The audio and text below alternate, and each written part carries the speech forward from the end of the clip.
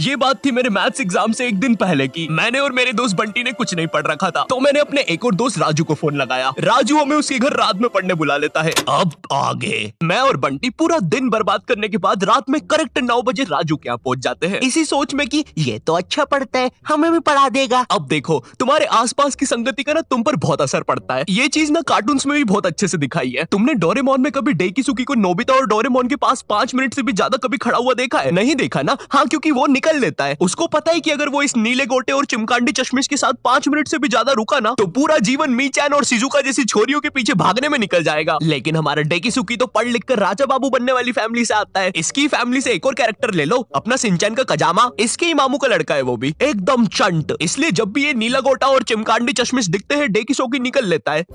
Hello Shizuka, क्या तुम मेरे साथ होमवर्क करना पसंद करोगी? क्यों नहीं डेकिसुकी, वैसे भी मैं इस धूपड़े में भटक ही रही थी। मेरी माँ को लगता है मैं वायलिन क्लास जाती हूँ।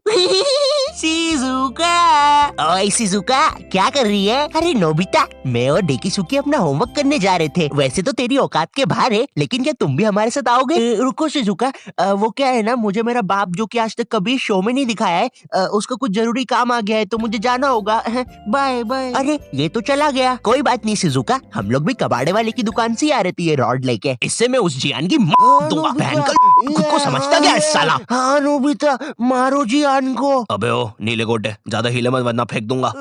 नोबिता, मैंने तुम्हें बोला ना, ये मीचान नहीं कोई दूसरा बिल्ला है। चुप रहे यार डोरेमोन, सारी बिल्लियां एक ही होती है। और शिजुका, आओ चलो मेरे घर चलते हैं, हम लोग फ्यूचर में जाके अपना फ्यूचर बर्बाद होते हुए देखेंगे। अरे वाह नोबिता, उसमें तो बड़ा मजा आएगा। मैंने कुकीज भी बनाई है। क्या यार शिजुका, दिन भर कुकीज खाते रहती है, इतना मैदा खाएगी तो जियान की बहन जेको बन जाएगी। और मीचन जरा डोरेमोन का ध्यान रखना, वो गोदी में बैठने से ही मुंह देता है। नोबिता। अब हमारी केस में राजू डेकिसुकी था और बंटी और मैं डोरेमोन नोबिता। तो अब हमारी संगति राजू को लगने वाली थी, तो पढ़ाई तो अब घंटा होनी नहीं थी। मुझे याद है हम लोग ना 9:30 बजे पढ़ने बैठे थे। 9:52 पे राजू खुद कॉपी बंद करता है और बोलता है, हो गया, अब जो होगा देखा जाएगा। ये सुन के मुझे ऐसा लगा कि भाई बंटी और मेरे में से कुछ ना पढ़ने वाली रेडिएशंस निकलती है। हमारी भंड शक्ति इतनी ज्यादा है कि हमारे साथ कोई पढ़ ही नहीं सकता। हम दोनों ने भी हाँ में हाँ मिला दी थी, क्योंकि हम तो थे ही भंड, हमको तो ना पढ़ने का बस बहाना ही चाहिए था। अब ना हमारे पास पूरी रात पड़ी हुई थी, तो राजू बोला चलो टीवी पे भूत के सीरियल्स देखते हैं। हमने भी कह दी ठीक है, लेकिन राजू के यहाँ ना डिश टीवी लगी हुई थी, D2H। जितना बुरा ये नाम है ना, उससे भी ज्यादा बुरे इस पे चैनल्स चलते थे। और रात में 9-10 के बाद तो सारे चैनल्स पे बस एक ही चीज आ रही होती थी, नापतोल। जिन लोगों को नहीं पता नापतोल क्या है, ये एक ऐसा भैरन बाजार है जहाँ पर जो चीजें मिल रही होती है वो किसी को नहीं चाहिए, लेकिन उन चीजों के साथ जो फ्री में मिल रहा होता है वो सबको चाहिए। आज हम आपके लिए लेके आए हैं ये बाबा जी का चूरन। अरे लेकिन मुझे चूरन नहीं चाहिए। और इस चूरन के साथ आपको मिलेगा ये हेयर ड्रायर बिल्कुल मुफ्त।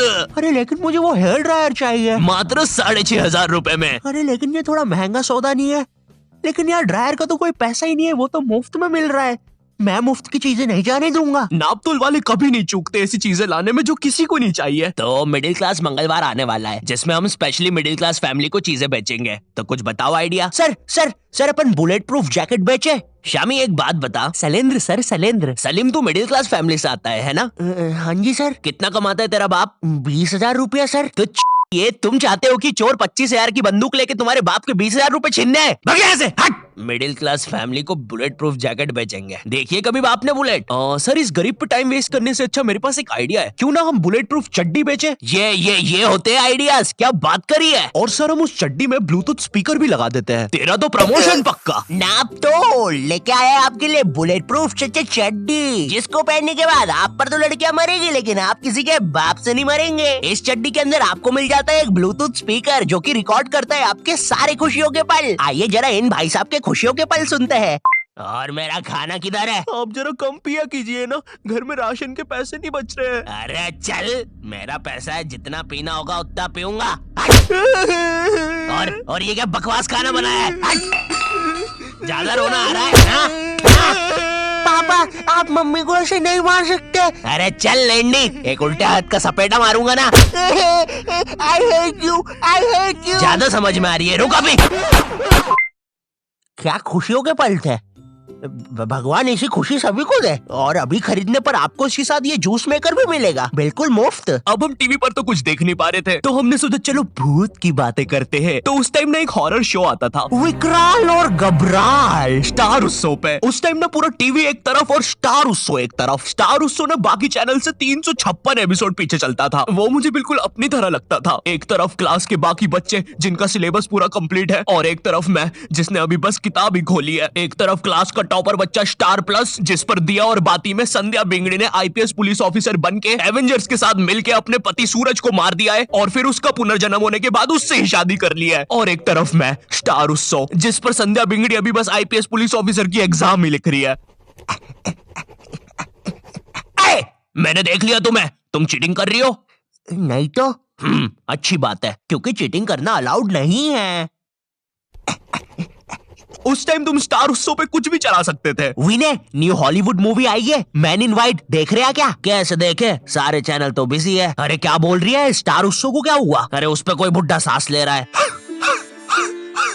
ये क्या देख रही हूँ, कब से कर रहा है ये? 3 घंटे से यार। तू देखना रे, इसको अस्थमा का अटैक तो नहीं आ रहा है? नहीं रे, 400 रुपए दे के चलवा रहा है ये। मैं क्या बोल रहा, इसको हटाते अपन तो पिक्चर लगाते हैं। वैसे भी कौन देखता है स्टार उत्सव। अब आते हैं विकराल घबराल पर। जितना भैरंडा ये नाम है ना, उससे भी बुरा ये शो था। शो में ये टर्मिनेटर जैसा दिखने वाला आदमी विकराल और ये हाथी का बच्चा घबराल, ये दोनों भूत पकड़ने जाते हैं तीर कमांड लेके।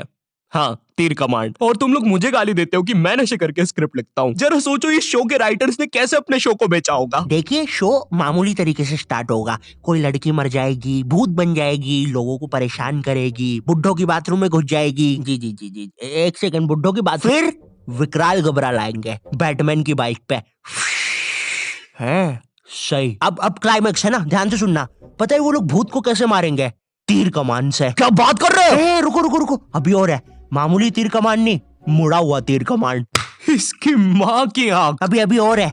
जब भूत मर जाएगा ना, तो वो उसको एक शीशी में बंद कर लेंगे। बहनचोद। रुको, बस इतना ही है। बनाओ भाई, इसको अभी तक क्यों रुके थे? स्टार उत्सव पे डालते हैं। मैं ना विकराल घबराल की सारी चीजें इग्नोर कर सकता हूँ कि कैसे ये लोग भूतों को तीर कमान से मार देते हैं, फिर उनको शीशियों पे बंद कर लेते हैं। लेकिन मेरे से एक चीज इग्नोर नहीं हो पाएगी, ये टर्मिनेटर रात में काला चश्मा पहन के भूतों को पकड़ने जा रहा है, और भूतों को वैसे ही देखना आसान नहीं है। और ये इसके बारे में हम बात नहीं करेंगे। ये ना डायरेक्टर की मासी का लड़का है, इसका जेई पेपर क्लियर नहीं हो रहा था, तो इसको यहाँ एक्टिंग के लिए भेज दिया। मुझे क्या लगता है कि विकराल घबराल को ना ये फियर फाइल्स, आहट और फिर कोई है वालों ने ना मस्ती मस्ती में बना दिया है। तो अब हम लोगों ने डिसाइड किया कि हम लोग विकराल घबराल देखेंगे। तो राजू निकालता है अपना फोन। हाँ, राजू के पास उस समय फोन था, कोई तो ब्लैकबेरी 570 नाम का अजीब सा फोन था। एक बटन दबाओ तो 5-5 दबती थी, और कंपनी वालों ने भी ना पूरा कीबोर्ड लगा के भेजा है फोन में। और इस फोन में इंटरनेट चलाना जेईई नीट के एग्जाम से भी कठिन है। तुम्हें पहले कोई पृथ्वी जैसे आइकन पर दबाना पड़ेगा, फिर उसके अंदर www.google.com पर जाना पड़ेगा, फिर उसके अंदर लिखना पड़ेगा www.utab.com, और तभी तुम देख पाओगे सौरभ जोशी विकराल घबराल। सॉरी, और ना गलती से भी मोबाइल बैलेंस पर इंटरनेट मत खोल देना, वरना तुम्हारा पूरा खानदान रोड पे आ जाएगा। क्योंकि इन बटन वाले फोन्स में ना सोने के भाव पे इंटरनेट चलता है। 1 MB 1000 रुपया। मैं भी किनको बता रहा हूँ, तुमने भी अपने माँ बाप के बटन वाले फोन में कभी ना कभी तो बैलेंस उड़ाया ही होगा। हेलो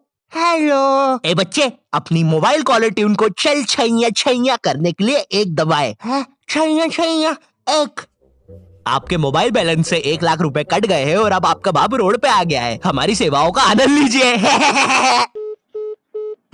अरे हम लोग गरीब हो गए। अब हम लोग विकराल घबराल देख रहे होते हैं। मैं एक भूत हूँ। शो इतना बेकार है कि मुझे ये तक बताना पड़ रहा है।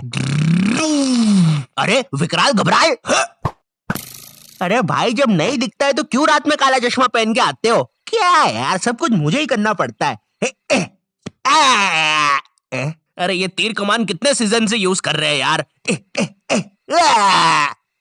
अरे यार, विकराल ये मर गया क्या? लग तो रहा है गबरू।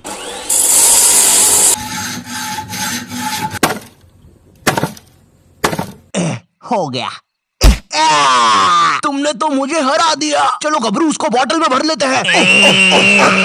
विकराल और घबराल, ये सब बकलोली देखने के चक्कर में ना हम एक चीज देखना भूल गए थे, और वो था टाइम। ये सब करते करते सुबह के 5:25 बज गए थे। 7:30 बजे हमारा मैथ्स एग्जाम था। भाई हमारी हालत ना उन सिपाहियों जैसी हो गई थी जो एग्जाम की जंग लड़ने से पहले ही हार चुके थे। अब हम लोग सीधा भागते हैं सोने के लिए। बंटी साला हमारे से पहले ही सो चुका था, जिंदा लाश की तरह पड़ा हुआ था साला जमीन पे। अब हम डर के मारे सो तो जाते हैं, लेकिन अलार्म लगाना भूल जाते हैं। सुबह के 9 बजे राजू के घर वाले आके हमको उठाते हैं, मुझे और बंटी को घर भगाते हैं, राजू को एक चमाट मारते हैं और अब हम लोग 7:30 का पेपर 9 बजे देने जाते हैं।